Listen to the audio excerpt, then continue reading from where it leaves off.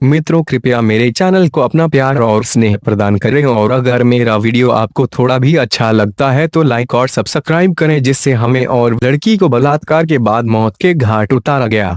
जांच चली लेकिन उस रेपिस्ट का तिल का कोई सुराग नहीं मिला। नई तकनीक से 50 साल बाद जब इस केस के गुनाहगार का चेहरा बेनकाब हुआ तो कई चौंकाने वाली कहानियां खुली। मैं हादसों के सिलसिले की एक शिकार हूं, जैसे हम सभी हैं। उसकी डायरी में द सायरन्स आई टाइटन्स किताब की यह लाइन बतौर फेवरेट कोट दर्ज थी। उसके अपार्टमेंट में बाक म्यूजिक के कई रिकॉर्ड्स थे और कुछ ऐसे सीरीज और तस्वीरें सबूत थीं कि वे काबिल घुड़सवार थी। सिर्फ 23 साल की उम्र में वह जिंदादिल और तेज दिमाग लड़की अपने ख्वाबों में गुम थी, लेकिन तकरीबन सब की तरह वह भी मौत की आहट न तो सुन पाई थी, न समझ सकी थी। हाय जेन, तुम्हारा ईरान का टूर कैसा रहा? बहुत गजब का था जेम्स। हमने वहां एक ऐतिहासिक साइट पर खुदाई की और बहुत सी चीजें हमारे हाथ लगीं। वो एक यादगार सफर था। ऐसा लग रहा था जेम्स, जैसे हम इतिहास में यात्रा कर रहे हैं। हजारों साल हमारे सामने खड़े हैं। मिलते हैं जल्द ही, फिर तफसील से बताऊंगी। ओके। अमेरिका की हार्वर्ड यूनिवर्सिटी से एंथ्रोपोलॉजी में डिग्री की पढ़ाई कर रही 23 साल की जिन एक अपार्टमेंट में अपनी बिल्ली और कछुए के साथ रहती थी। साल 1969 शुरू हुआ था और साल के पहले दिन की अगवानी में वह अपने दोस्तों के साथ उस रात पार्टी में जाने के लिए अपने फ्लैट से निकली। सीढ़ियों के पास उसी अपार्टमेंट में रहने वाली एक रिटायर्ड आंटी मिली, जिसे सब मानसिक रोगी समझते थे। जेन ने जैसे ही आंटी को हेलो कहा, वैसे ही घूरते हुए आंटी बोली, मौत का साया तेरी तरफ बढ़ रहा है। आहिस्ता आहिस्ता तू भी मर जाएगी। 100 मीटर। मैं चलती हूँ आंटी। पार्टी में पहुंचने के रास्ते में जेन उस आंटी की बातों से अपसेट रही, लेकिन फिर उसने यह मानकर कि वह पागल थी, बात जाने दी। पार्टी में नाचने, गाने और ड्रिंक्स का मजा लेने के बाद जेन ने एक लड़के के साथ क्लब के एक सुनसान हिस्से में कुछ अंतरंग लम्हे बिताए। कुछ पलों के शारीरिक सुख के बाद दोनों एक दूसरे को गुड नाइट कहकर अब इस पार्टी में जेम्स ने फुर्सत से मिलने के बारे में कहा कि अभी तो जेन और जेम्स यूनिवर्सिटी में होने वाले एक जरूरी इम्तिहान के लिए पढ़ाई में बिजी हैं, इसलिए उसके बाद जेम्स ने मुलाकात करने को कहा था।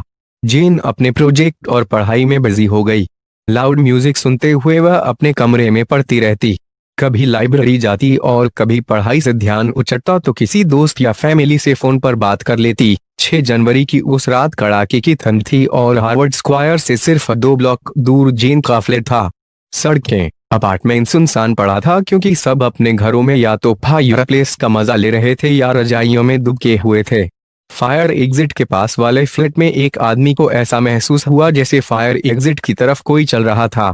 उसने दरवाजा खोलकर देखा भी, लेकिन कोई दिखा नहीं। अपने अपार्टमेंट में म्यूजिक सुनते हुए जेन पढ़ाई कर रही थी। प्रोजेक्ट रिपोर्ट के कागज उसके आसपास बिखरे हुए थे और वह कॉफी और कई फ्रेंच सिगरेट पीने के बाद स्टडी से छोटा सा ब्रेक लेना चाहती थी, इसलिए लाइट ऑफ करके बिस्तर पर लेटी। जेन को अचानक लगा कि दरवाजे से पर्दे के बीच कोई साया दिखा। जेन ने नाइट लैंप जलाया तो कोई नजर नहीं आया। इधर उधर देखने के बाद जेन लैंप बंद कर लेट गई। कुछ ही पलों में जेन की आंख लग चुकी थी। अब उसे महसूस हुआ कि कोई उसे छू रहा था। जेन ने आंखें खोलीं और बिस्तर के बगल में देखा तो वाकई कोई था। इससे पहले जेन चीखती, एक हाथ से उसका मुंह बंद किया जा चुका था और दूसरे हाथ से कोई भारी चीज उसके सिर पर मारी जा चुकी थी। चकरा चुकी जेन कुछ भी समझ पाने की हालत में नहीं रह गई थी। उसे लग रहा था कि वह बेहोश होने वाली है, लेकिन खुद को होश में रखने की पूरी कोशिश कर रही थी। तभी पूरी रफ्तार के साथ उस अजनबी हमलावर ने जेन को बिस्तर पर बांधकर कैद करने की कवायद शुरू कर दी। जेन पूरी ताकत से खुद को छुड़ाने और उस हमलावर के मंसूबों को नाकाम करने की कोशिश करती रही। उसकी इस कोशिश में उस पर हमले होते रहे। हमलावर तड़पती हुई जेन के शरीर के साथ मनमानी करता रहा। जब मन भर गया तब उस हमलावर ने जेन को खोल दिया, लेकिन दर्द से बेदर टूट चुकी जेन खुद को बेहद कमजोर महसूस कर रही थी। वह बिस्तर से उठ भी नहीं पा रही थी।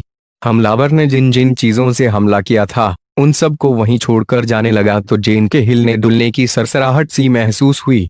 अब उस हमलावर ने पीछे मुड़कर अपने ओवरकोट से बड़ा सा चाकू निकालकर जेन पर इस तरह हमले किए कि जेन लाहौलवहान लाश बनकर रह गई। म्यूजिक बज रहा था। फ्लैट की जो एक आध लाइट जल भी रही थी उसे भी हमलावर बुझा चुका था। फिर उसने जेन की कुछ फ्रेंच सिगरेट्स पी। फिर सुबह होने के ठीक पहले आहिस्ता से उस फ्लैट को बंद कर निकल गया। सीढ़ियों से जाने के बजाय उस हमलावर फायर एग्जिट से निकला ताकि कोई उसे देख न ले। बिल्डिंग से निकलते हुए भी पहले उसने छुपकर झांका कि कोई आवाजाही तो नहीं है, और फिर मौका देखकर तेज कदमों से चला गया और फिर धुंध में गायब हो गया। 7 जनवरी की सुबह तो कोहरे में लिपटी थी, लेकिन दोपहर होते होते धूप खिल गई। हर जगह चहल पहल शुरू हो गई थी। कहाँ जा रहे हो जेम्स? क्या तुम मुझे नेक्स्ट स्क्वायर तक ड्रॉप कर दोगे? सॉरी, मैं बस इसी स्क्वायर तक जा रहा हूँ। जेन से मिलने उसके फ्लैट पर। जेम्स ने उस दिन मिलना तय नहीं किया था, लेकिन उस दिन इम्तिहान था और जेन इतने जरूरी दिन यूनिवर्सिटी नहीं पहुंची थी। फोन भी नहीं उठा रही थी। जेम्स उसके घर जाकर वजह पता करना चाहता था। जेम्स ने दरवाजा खटखटाया, लेकिन कोई रिस्पॉन्स नहीं मिला और वही आंटी कॉरिडोर से गुजरी। मौत का साया आहिस्ता आहिस्ता बढ़ रहा है, सब मर जाएंगे, यह कहते हुए आंटी चली गई तो जेम्स ने खुद ही दरवाजा खोला। सिगरेट के धुएं की महक कमरे से आ रही थी। कुछ ही कदम चलकर जैसे ही वे कमरे की एंट्री तक पहुंचा तो मंजर देखकर ठिठक गया और पर्दा पकड़कर नीचे गिर पड़ा। बिस्तर पर जेन की लाश पड़ी थी, सिर बिस्तर से झुला रहा था, बहुत सारा खून था। जेन का नाइट गाउन उसके सिर पर लपेटा हुआ दिख रहा था, कई चीजें बिखरी थीं। जेम्स किसी तरह अपनी हैरानी में उठा और उसने फौरन पुलिस को इतला दी। इस पार्टी में जेम्स ने फुर्सत से पुलिस कुछ ही देर में पहुंची और जांच शुरू हुई तो यह केस गुत्थी बनता चला गया। कोई खास सुराग हाथ नहीं लग रहा था, न ही कोई चश्मदीद गवाह था। आस पड़ोस के एक शख्स ने कहा कि उसने फायर एग्जिट के पास रात कोई आहट महसूस की थी। दूसरे ने कहा कि उसने कल सुबह के वक्त अपार्टमेंट के नीचे किसी को भागते देखा था। कौन था? किसी को कुछ नहीं पता था। हार्वर्ड स्क्वायर का माहौल भी अजीब था, क्योंकि कई देशों के लोग वहां रहा करते थे और गला घोंटने वाला एक कातिल वहां सुर्खियों में था। लेकिन यह कत्ल गला घोंट कर नहीं हुआ था, फिर भी एक खास पैटर्न था। जिस फ्लैट में जेन मारी गई थी, जांच में पता चला कि करीब 6 साल पहले 1963 में इसी फ्लैट में एक और 23 वर्षीय लड़की बेवरली का कत्ल हुआ था।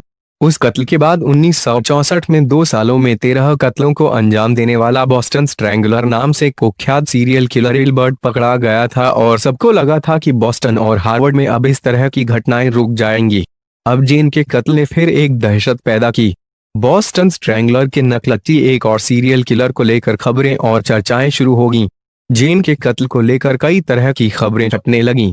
किसी में कहा जा रहा था कि इस कत्ल का पैटर्न फारस की किसी खास परंपरा से मैच करता था, तो कोई कह रहा था कि एंथ्रोपोलॉजी डिपार्टमेंट के किसी आपराधिक षड्यंत्र का अंजाम यह कत्ल था। हुआ यह कि वक्त गुजरने के साथ यह केस ठंडे बस्ते में चला गया और कत्ल कभी पकड़ा ही नहीं गया। डीएनए डेटाबेस तकनीक आने के बाद साल 2017 में जेन के केस को दोबारा खोला गया और फिर सारे सबूतों की जांच पड़ताल फिर शुरू हुई। जीनियोलॉजिकल रिसर्च और डीएनए जांच के बाद आखिरकार पिछले दिनों जेन के कत्ल का खुलासा हो गया।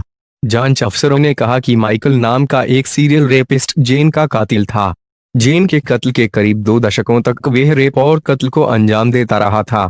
5 बलात्कार और 3 हत्याएं उसके नाम दर्ज थीं और वे 1-2 केस में जेल भी जा चुका था। लेकिन करीब 50 साल बाद जब 1 हफ्ते पहले ही जेन के कत्ल का पता चला तो यह भी खुलासा हुआ कि साल 2001 में कैंसर की वजह से माइकल की मौत हो चुकी